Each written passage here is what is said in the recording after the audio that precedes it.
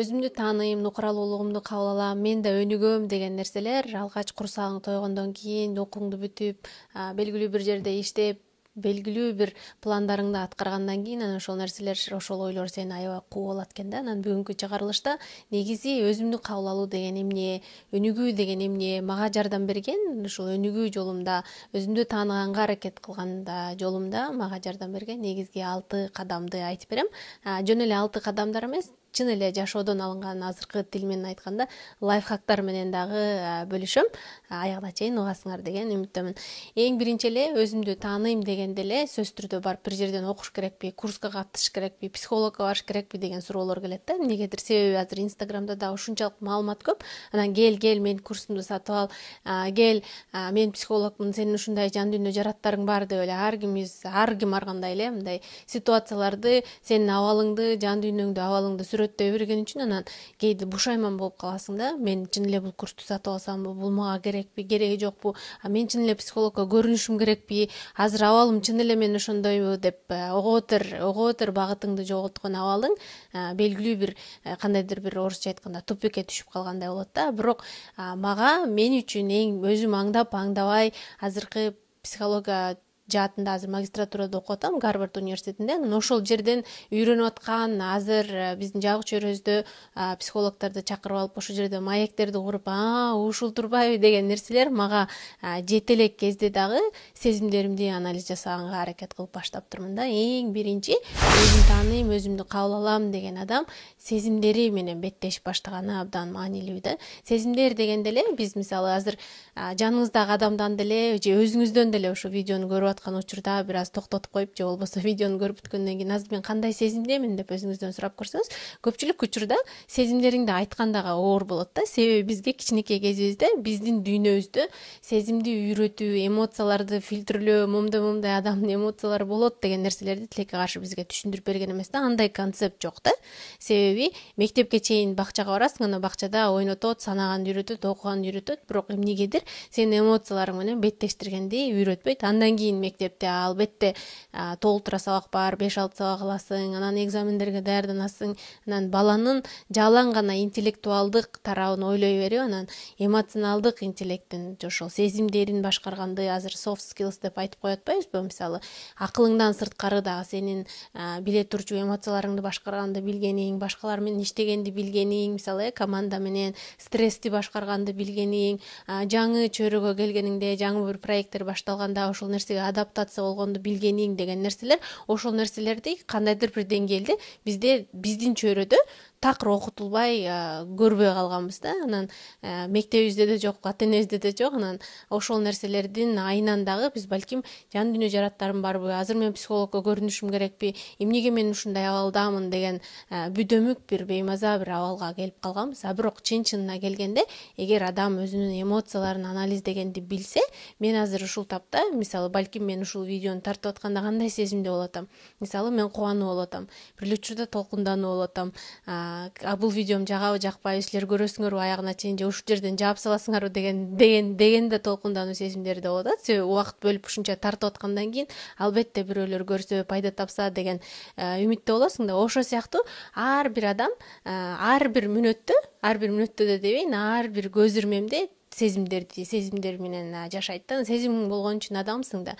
Анан Калифорния университетинин окумуштуулары адамдын 27 негизги эмоциясы же сезими бар деп эсептеп чыгышыптыр. Мына мисалы, мунун ичинен кызгануу, жини келүү, кубануу, жакшы көрүү, жанагы жийиркенүү деген сыяктуу бул видеонун астында 27 тизменин дагы тиркемесин жазып бөлүшүп коеюн. Ошолорду карап дагы өзүңөрдүн сезимдериңерди карап көрсөңөр болот. Анан окумуштуулар айтат экен, негизги адамдын адам кыла турган, адамдын эмоцияларын белгилей турган ошол 27 сезим бар.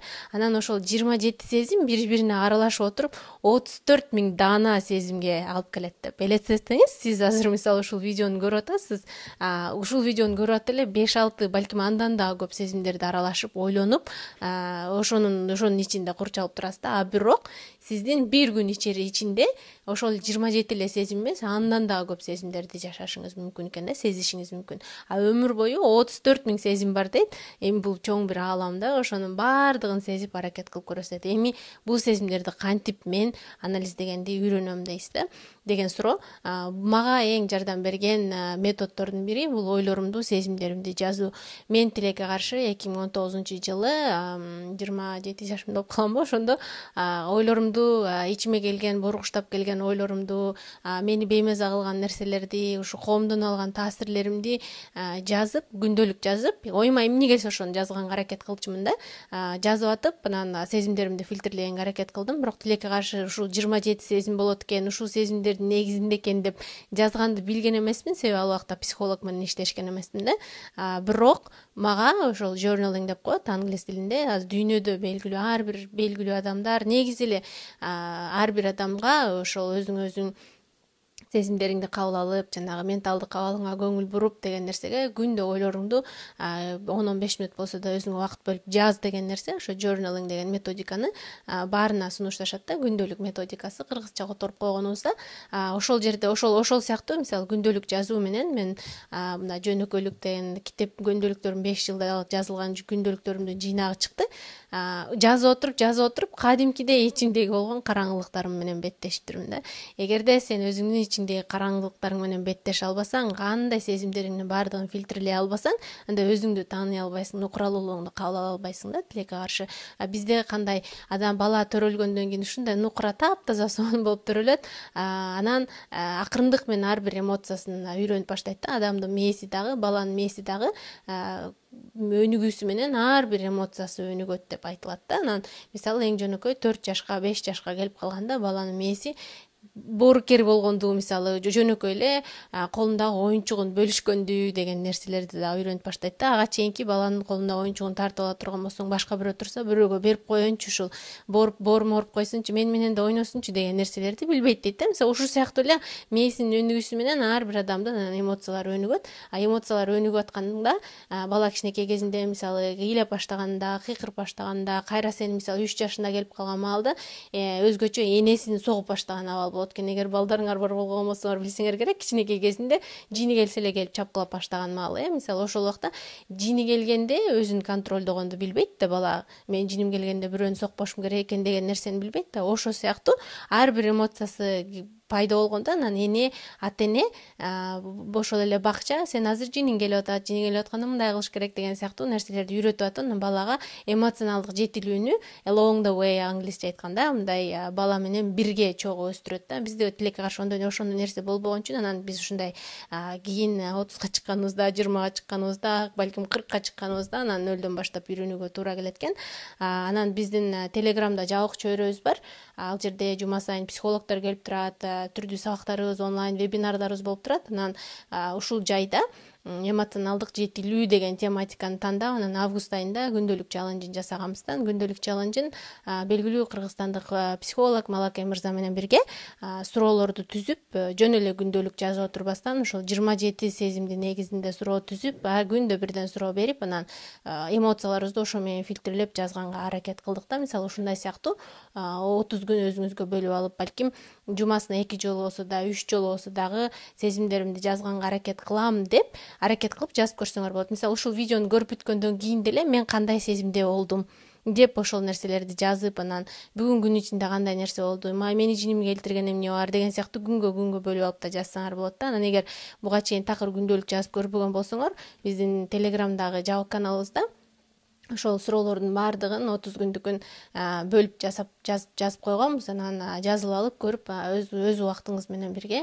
ыңгайыңызга, шартыңызга карап ошо суроолорго жооп жазып баштасаңыз болот. Анан эгер жок, мага кереги жок, андай суроосу жок эле, өзүм ойлорумду жазам десеңиз дагы болот. Бирок айткым келгени, эгер эмоционалдык жактан жетилем, өзүмдүн укуралуулугумду кабыл алам, мен кандай адам экенимди билгим келет, элимдин идейттен арылгым келет, элдин ою менен эмес өзүмдүн оюм менен жашагым келет десеңиз, алгач өзүңүздүн сезимдериңизди билгениңиз абдан маанилүү. Эгер өзүңүздүн сезимдериңизди билбесеңиз, балким эң жөнөкөй план түзүп атканда дагы, кесип тандап атканда дагы, балким турмушка чыгып атканда дагы, же бирөө менен үйлөнүп атканда дагы чын эле ошол адам мага керекпи, ушул жумуш мен каалаган жумушпу деген сыяктуу жашооңуздагы эң маанилүү чечимдерди кабыл алып атканда дагы өзүңүздүн сезимдериңизди фильтрлегенди билбегениңиз үчүн багытыңызды жоңойтуп анан башка бирөөлөрдөн кеңеш сураганга мажбур болуп каласыз да. Өзүн канчалык жакшы тааныган адам өзүнө кандай кесип керек экенин, өзүнө кандай төгөө керек экенин, кандай кийим кийгиси келгенин, кандай жерде жашагысы келгенин, ошонун баардыгын билет да. Анан эң негизгиси ошол нерсени өзүн тааныган адам өзүн тааныган балдарды дагы чоңойто алат да. Ошон үчүн биринчи кеңешим ушул: мүмкүн болушунча эмоцияларыңарды анализдегенге, сезимдериңерди тааныганга инвестиция жасап, ошонун үстүнөн иштесеңиз болот. Анан экинчиси бул жеке чегара.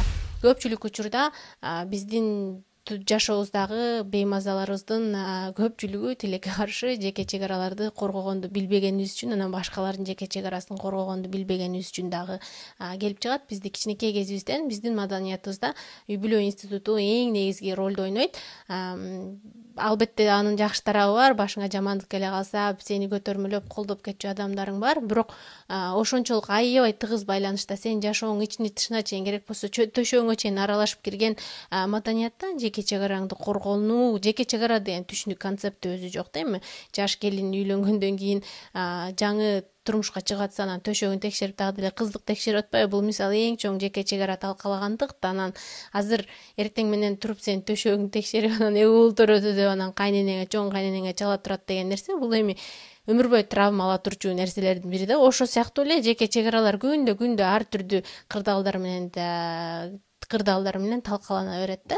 Анан бирок ошол нерселерди билгенден кийин жан дүйнө жараттарың кичинекей кезиңде эле эмес, ушундай чоң кездериңде дагы түрдүү бир тажрыйбаларды аласың да. Ошон үчүн өзүңө болгон ишеничиң төмөндөп калат, оюңду айта албай каласың.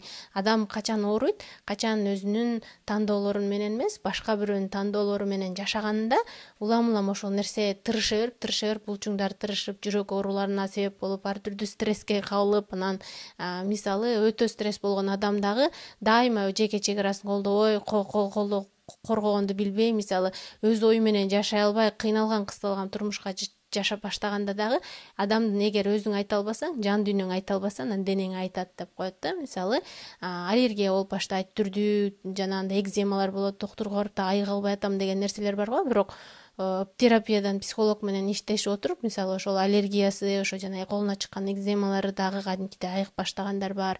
Ошол нерселердин баары мисалы жүрөк ооруларга алып келет. Көпчүлүк учурда биздин физикалык ооруларыбыз ошо жан дүйнөбүздүн абалынан көз каранды да.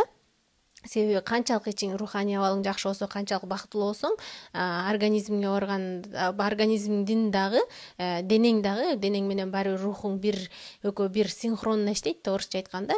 Анан бирөө жабыркап атса, бирөө сөзсүз түрдө жабыркайт да. Өзгөчө жан дүйнөнүн жабыркаганы физикалык абалыңа аябай чоң таасир тийгизет. Ошон үчүн жеке чегара менен иштеген аябай маанилүү.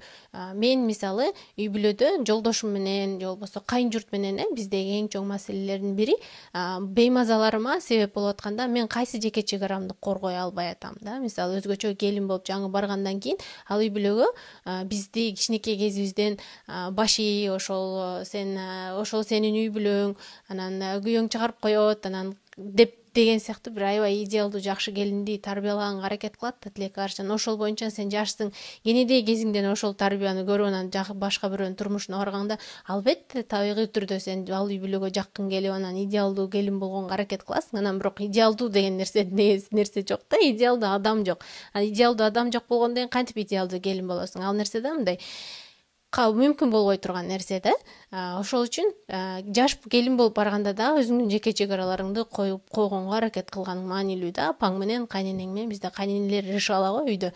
Негизгиси бүт кайненелердин сөзү менен сүйлөйт го, баарына таасир бере турган, кайнатага таасир бере турган, ошол бүт кайын журтка таасир бере турган кайнене да. Ошо мисалы эң биринчи кайнене менен жеке чегараларды койгон дагы аябай маанилүү да. Мага ушул нерсе жагат, ушул нерсе жакпайт деп алдын алач.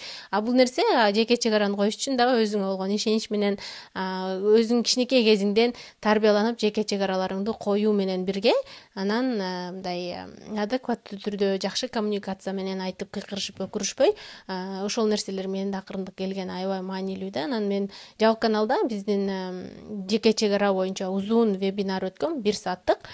Жеке чек ара деген өзү эмне, жеке чек араны кантип коргош керек, түгөйүң менен болгон жеке чек ара, кайын журтуң менен, балаң менен, кесиптештериң менен, эң негизгиси өзүң менен болгон жеке чек ара. Андан сырткары мен ушул жашка келип жеке жашоомдо, анан жумушумда пайдасы тийчү кайсы менин өзүмдүн жеке чек араларым бар, кайсы нерселер мен үчүн маанилүү деген нерсени да бөлүшкөм. Барып сабак сакталуу, кааласаңар барып көрсөңөр болот. Эгер баргыңар келбесе, өзүңөр интернеттен психологдордун маалыматтарынан карап жеке чек ара деген нерсени да изилдеп көрсөңөр аябай жакшы болот да. Себеби кичинекей кезиңден бери жеке чек араны корголбосоң, ошол нерсе дагы деле азыркы чоңойгон жашооңдо дагы уланып аткан болсо, демек көйгөй бар да. Ошону чечип алганда да көп киши жан дүйнө тынчтыгына кадимкидей жетип калат да.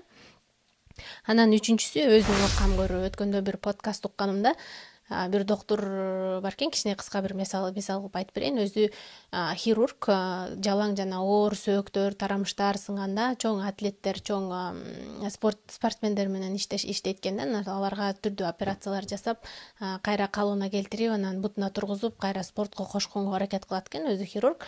Анан айтып атат, мен бирок жалгыз эле адамды операция кыла турган эле хирургия тарабынан эле карап операция жасап туруп эле анан кетире турган болсом, адам эч качан айыкпайт депчи. Анан спортсмен мага келгенде жазылганда дарылоодон, ошол операция баштоодон дагы мурун мен айланасында карап көрөм дейт да. Операция керек. Операция жасагандан кийин ал адам кайра бутуна туруп кетиш үчүн кандай тамак ичиш керек, кандай шартта жашаш керек, физикалык абалы макул тамак ашын, айыгып кетүүсүнө болгон шарттарды ойлондук. Бирок андан сырткары менталдык абалына дагы чөйрөсү кандай, үй бүлөсү кандай деп, үй бүлөсү менен эгер жаш өспүрүм боло турган болсо, көпчүлүк учурда өспүрүмдөр кабылат да, жана чоң спортко аралашып баштаганда түрдүү кырсыкташат, буту колун сындырып алышат деген сыяктуучу. Ошондо мисалы өспүрүмдөр менен иштешип атканда ата энесин чакырып, үй бүлөдөгү атмосферасы кандай, эгер жаңы көчүп келе турган үй бүлө болсо, мисалы социалдык жардамдар менен дагы байланыштырып, мүмкүн болушунча ошол мага келген пациентти бүтүн адам катары караганга аракет кылам деп айтат да. Анан бүтүн адам дегениң ушул нерсени эле, ушул эле доктурдун, врачтын айтканы мага аябай жакты. Качан гана өзүңдү бир бүтүн адам катары кабыл алганыңда, демек мен менталдык жактан эле өзүмө кам көрбөйм, мен ичкен жеген тамагыма кам көрөм, ден соолугума кам көрөм, мисалы хоббилериме, кызыкчылыктарыма кам көрөм деп, мисалы эң жөнөкөй күндө эртең менен турганда жакшынакай мисалы айымдар, мисалы бетиме кам көрөм, уктарда да бетиме кам көрөм деп, мындай сен жашооңду толуктай турчу бүтүн бир адам кыла турчу жан дүйнөң менен, денең менен бирге ошондой мамиле кылып өзүңө кам көргөн аябай маанилүү да. Мен мамамдын энеси, чоң энеси, биздин чоң тайнебиз айтчу экен, жакшы сөзү бар, өзүн сыйлабаган адам башка бирөөнү сыйлай албайт депчи. Анан сыңары, эгер сен өзүңдү бүтүн адам катары кабыл алып сыйлабасаң, анда башка бирөөнү да сыйлоо мүмкүн эмес да. Бул эми кайра эле бир айлана турган айлампа. Өзүңдү сыйлабаган бүтүн адам боло албасаң, сен балдарыңа кандай тарбия бере аласың, кандай үлгү боло аласың да, эгер эне ата боло турган болсоңчу.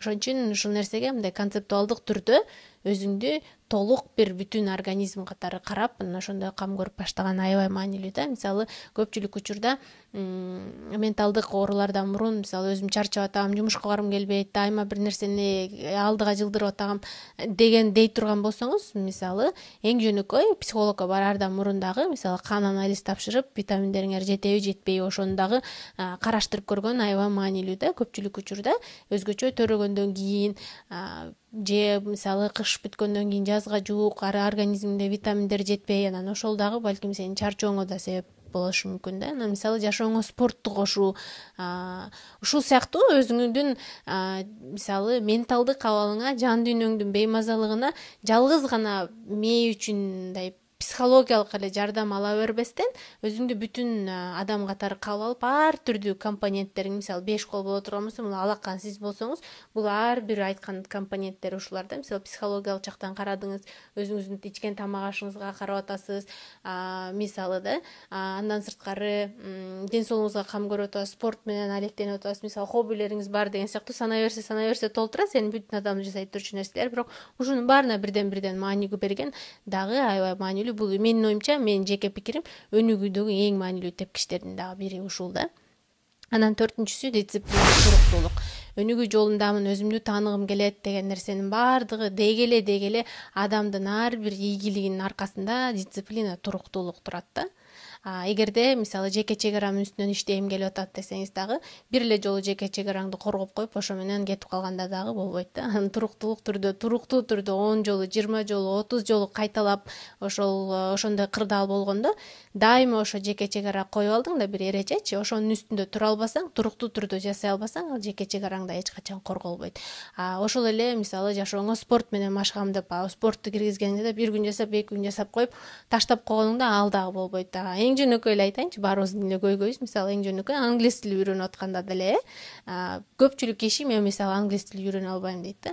Ошонун аркасында эң чоң көйгөй бар, бул туруктуулугу жок, дисциплинасы жок да. Күндө мисалы адам бирден эле сөз жаттай бергенде бир жылда 365 сөз билип калган болот да. 2-3 жыл ошол сөздөрдү жаттай берген адам мисалы 1000ден ашык сөз билип, кадимкидей сүйлөгөндү билип калмак да. Ошо сыяктуу эле, бул эң жөнөкөй эле формуланы айттым. Ошо сыяктуу эле ар бир менталдык абалыңа, ден соолугуңа, жан соолугуңа кам көрүп атканда дагы аркасындагы эң негизги тепкич, бул аркасындагы эң негизги мотору деп айтайын, ошол дагы дисциплина, туруктуулук.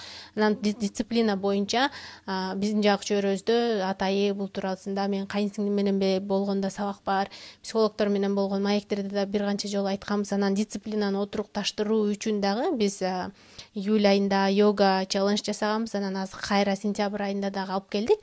Атайын адаттар тизмесин дагы жасаганбыз. Адаттар тизмесине жазып алып, анан мисалы күндө бирден баарыбыз жогу йога жасап атабыз да. Атайын видеолорду бөлүшүп атабыз күндө англис тилинде, орус тилинде. Анан баарыбыз жасаган күндөрүбүздү, йогабызды кандай таасир алдык, бири-бирибиз менен бөлүшүп жасап атабыз. Мисалы ошол сыяктуу адаттар тизмесин тизип алып, жасап алып, өзүңөр интернетте карасаңар адаттар тизмеси деген көп.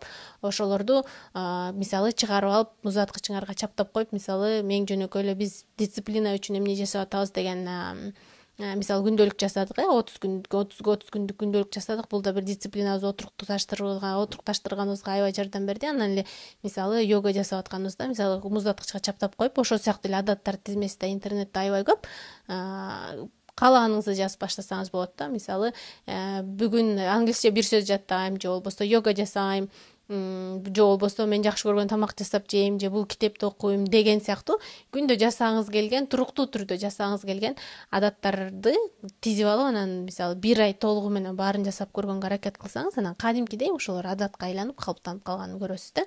Дисциплинаны ошентип отурукташтырсаңыз болот. Бирден майда. Мен мисалы мага психологум көрүнүп баштаганымда оюм чаржайыт, дайыма эле ар кайсы нерсени ойлой берем. Азыр өзүм ушул жерде отуруп мисалы видео тартып атсам, андан кийинки нерселерди ойлоп баштаган, видео бүткөндөн кийин канча киши көрөт болду экен деген сыяктуучу. Мисалы ошондой оюм күлүк деп айтсам, ойду токтотуу үчүн, ошо сени менен азыркы учур абал менен байланыштырыш үчүн жөнөкөй бир кадамдарды жасап баштасаң болот. Мисалы эртең менен тура калып төшөгүңдү жыйна деп айтканда, ошондон бери мисалы тура калып төшөгүмдү жыйнаган мага кадимкидей адат болуп калды да. Анан башында төшөк жыйнаш керек деп психолог айтпады беле деп, мисалы 10 чакты күндөй төшөк жыйнап атканымда кыйналып аткам. Азыр бирок ансыз деле мындай рефлекс болуп калды да, кадимкидей көнүп калдым. Туруп эле төшөк жыйнап коем, мен үчүн такыр көйгөй дагы эмес, бул бир эле мүнөттүк нерсе да. Ушул сыяктуу майда мисалы бул айда бир 2 адатты өздөштүрөм деп бөлүп алсаңыз дагы дисциплинаңыз кадимкидей калыбына келип, бир канча айдан кийин бир канча адатты түзүп алган болуп каласыз да. Мисалы канадалык белгилүү психолог Джордан Питерсондун жакшы сөзү бар: адамдар качан жашоосу белгилүү бир структурага кирип, кандайдыр бир деңгээлде мындай баш аягы жыйылган маалда болгондо дагы адам бактылуураак болот деп айтат да. Эгер үйүң жайым чачык болсо, эмне тамак жегиң келип аткан билгиң келбесе, жумушуңда дайыма ажиотаж боло турган болсо, ошонун баары бир структураланган болбосо, мисалы дайыма кечигип жүрөсүң, шашып жүрөсүң, ушул сыяктуу бир жашооңдо бир жакшы бир системаны куруп алган болбосоң дагы ошол дагы бир бактысыздыгыңа себеп болушу мүмкүн да. Балким балалык травмаларың же дагы башка эч кандай бир психологиялык көйгөйлөрүң деле жок, балким сен ошондой жашооң андаалап калган үчүн да кыйналып аткан болушуң мүмкүн да. Ошон үчүн баарыңарды көрүп аткан болсоңор дисциплинанын үстүнөн иштөөңөрдү сунуштайм. Мен баардыгын укмуш калыптандырып алып эксперт болуп кеттим деп айтпайм, бирок мен күндө бир адаттын үстүнөн иштегенге аракет кылып атам. Андан кийин бул бешинчиси, бул дагы аябай эң маанилүү компоненттердин бири, дени сак мамиле. Алгач өзүң менен, андан кийин жакындарың менен дени сак мамиле куруу. Адам социалдык жандык болгондон кийин баары бир бактылуу болуш үчүн жанына адамдар керек, жакындар керек. Качан сен жакындарың менен бактылуу, жакшы мамиледе кура турган болсоң, ошондо бактылуу болосуң да. Биз өткөндө жайында магистратурада, жайкы семестрде сонун сабак алдык. Анан ошол жерде social capital, социалдык байлык деген түшүнүктү ошол жерден аябай көрдүм да. Социалдык байлык деген эмне? Качан ошолдо коомдогу адамдар бири-бири менен аябай жакшы мамиле түзүп, орусча айтканда сплоченный боло турган болгондо, ошондо социалдык капиталы аябай күчтүү коомдор дагы аябай бактылуу болгон, ошол мамлекеттик деңгээлге таасир этет деп айтып атат да. Анан сыңары сенин качан өзүңдүн мындай жеке ошо социалдык капиталың, социалдык байлыгың, ата-энең менен мамилең, түгөйүң менен мамилең, кесиптештериң менен, досторуң менен, кошуна колоңдоруң менен мамилең жакшы болгондо, сени колдой турчу, сенин жакшылыгыңа да жамандыгыңа да күбө турчу жакында адамдарың болгондо да бактылуураак болосуң да. Ошол жакын адамдар менен жакшы мамиледе болгон адамдар да көп жашайт деп азыр ошо жашоо доктурлары да, узун жашоону изилдеген доктурлар да ошол нерсени айтып атат да. Ошон үчүн эгерде жеке чек араң менен иштей турган болсоң, сезимдериңди анализдеп өзүңдү таанысаң, мен кандай адамдар менен мамиле кургум келет, ата-энем менен кандай мамиле кургум келет деген нерселердин баардыгын түшүнүп алсаң, мисалы ата-энеңден дагы башка адамдардан да эң маанилүү күндө чогуу жашай турчу адамың бул түгөйүң да. Анан түгөйүңдү жакшы түгөй, өзүмө ылайыктуу, чын эле мага ылайыктуу, мага жаккыдай түгөй тандап ала турган болсом, дей турган болсоң, ошол үчүн ошол сезимдериңерди анализдеп, жеке чек араларыңарды коюп, анан ошо жеке чек араларды, сезимдерди анализдеп аткандан кийин атайын жашоо эрежелерин калыптандырып алгандан кийин ошону бир туруктуулук, бир системалуу түргө алып келип, жашооңорду баш аягыңарды жыйып алсаңар, анан кадимкидей өзүңүз менен мамилеңиз жакшы болуп баштады да. Ошондон кийин жакындарыңыз менен да мамилеңиз сонун болуп баштаганын байкайсыз да. Албетте бул азыр биз психология тилинде трансформация деген жакшы сөз бар. Эгер трансформациядан өтүп, өзүңүздү таанып, кадимкидей кандай адам экениңизди билип, чек араларыңызды коюп баштагандан кийин айланаңызда бир топ адам жоголот да. Жалгыз калганыңызды сезесиз. Себеби мурдагы башаламан жашооңуздагы адаттарыңыз менен калыптанып калган адамдар менен сүйлөшө албай каласыз. Себеби сиз өнүгүп кеткен болосуз. Эми алар өнүкпөй калып калды деп айта албайм. Болгондо сиз өзүңүздүн нукуралуулугуңузга жакындаган, сиз кандай жашагыңыз келгенин, эл кандай айткандай эмес, сиз кандай жашагыңыз келгенин тааныган адам болуп калган үчүн эски адамдар менен дагы сүйлөшүү мүмкүн болбой калат да. Тил табыша албай каласың. Ортодо сүйлөшө турчу тема жок. Андан сырткары жаңы сизди кабыл алуусу оор болот да. Ошон үчүн ортодо ушундай өнүгүү бир убакыт жана мен айткан трансформациядан өткөндөн кийин өзүңүзгө бир аз убакыт берсеңиз, бир аз бир жалгыздык периоду болот. Андан кийин так эле өзүңүзгө ылайыктуу сонун досторду таап баштайсыз. Ата-энеңиз менен, түгөйүңүз менен, башка жакындарыңыз менен дагы мамилеңиз кадимкидей өзгөрүп баштаганын байкайсыз да. Себеби балким ошол эле жакындарыңыз, туугандарыңыз, жакын айланаңызда такыр чийип салганга мүмкүн болбогон адамдарыңыз дагы сиздин жаңы версияңызды бир аз кабыл алуусу бир аз убакыт алат. Ошон үчүн алар да көнүп, анан кайра сизди кабыл алып, ошол боюнча мамиле куруу үчүн да бир аз убакыт керек да. Ошонун үстүнөн дагы иштесеңиз аябай маанилүү. Анан 6-чысы бул маалымат чөйрөсү.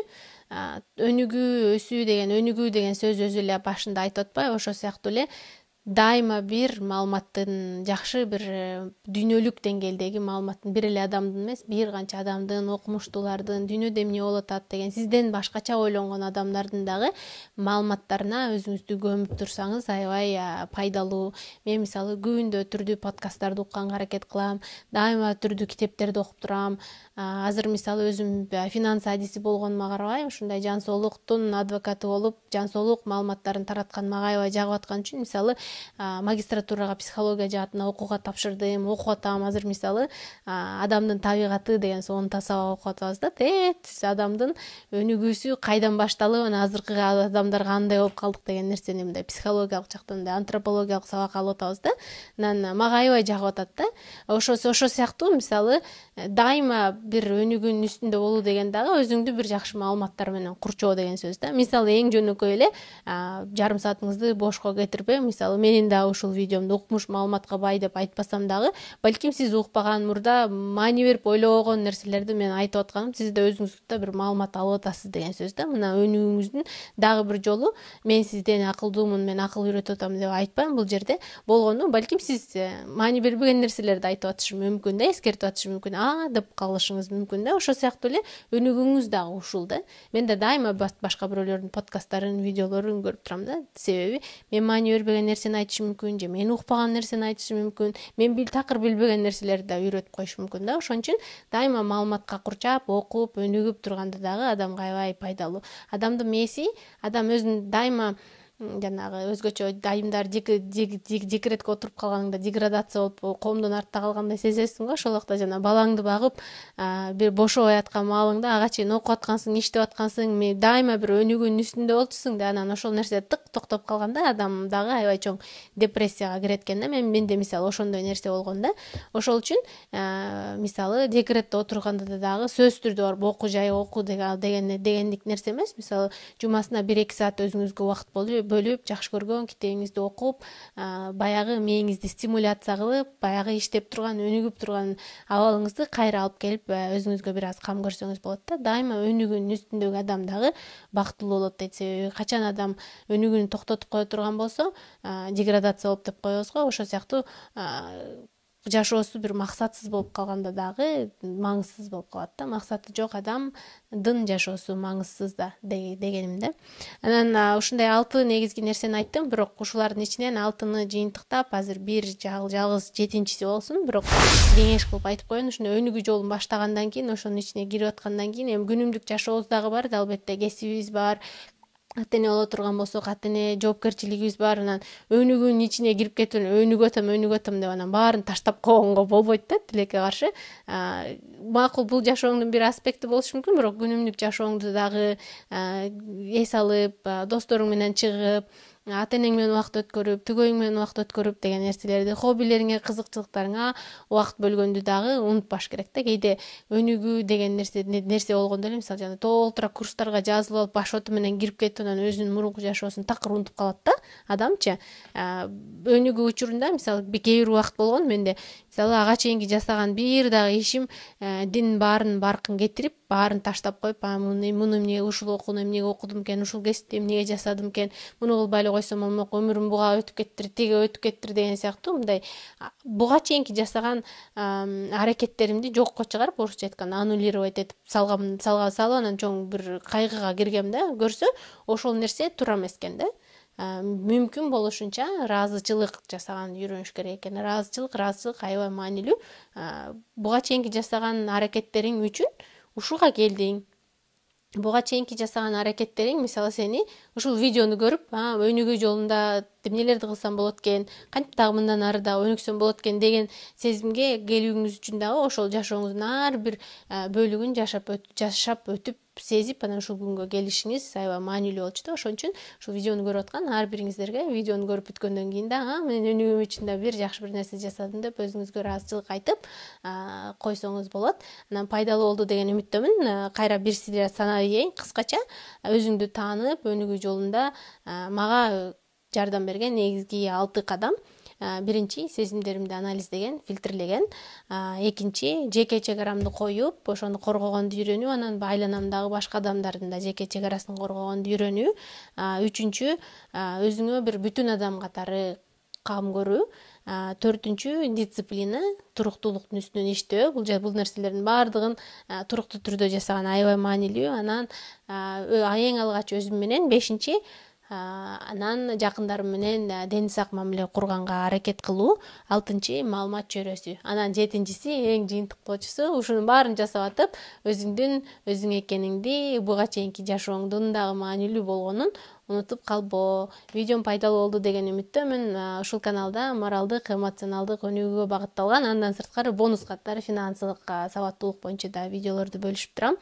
Мен менен болгонуңузга чоң рахмат. Суроолоруңуз болсо жазыңыз. Дайыма жооп бергенге, ошол суроолор чогултуп алып, дагы кийин видео тартканга дайыма аракет кылам. Чоң рахмат.